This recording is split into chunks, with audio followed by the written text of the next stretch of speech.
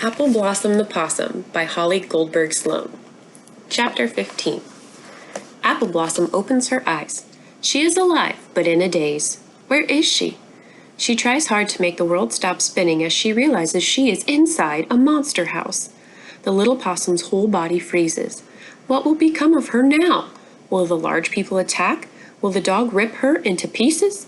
Anything is possible. She waits for the assault to begin, but nothing happens, and then she realizes that the monsters are still asleep. Her tumble down the brick shaft into their lair has not disturbed the creatures. Appleblossom's body is sore from the fall, but nothing is broken. She lifts her arms and tries to climb the sooty brick walls, but there is nothing to grip.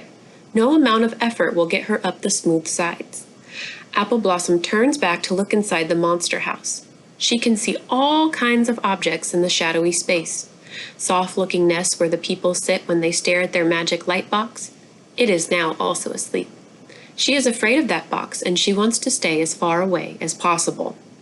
And then she hears something. It is coming from above.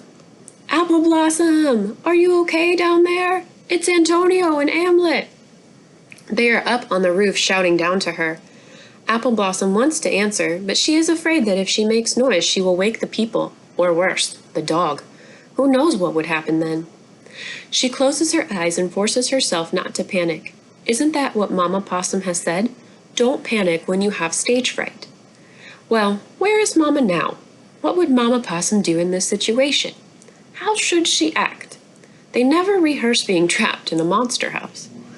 She decides to act brave and confident, trying out a line. Appleblossom whispers, "If there is a way in, then there has to be a way out." She's not sure she means it, but she says it a second time anyway, but with more feeling, and then she starts to move. She stays along the edge of the walls. It doesn't take long before she works her way around the largest space in the house. She finds no way out. Up ahead is another area. She can see that this is where the people keep their food. They store more things than squirrels.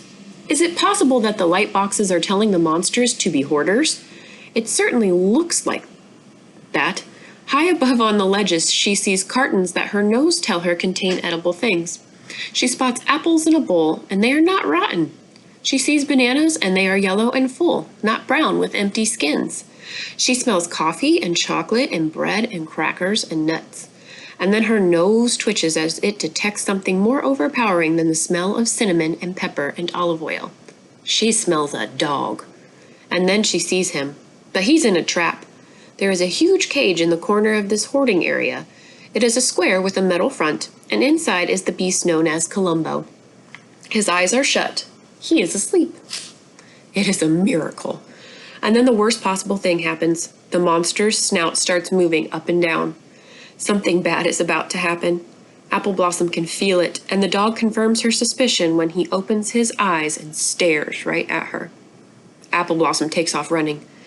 In the trap, the dog gets to his feet and barks as loud as anything the possum has ever heard.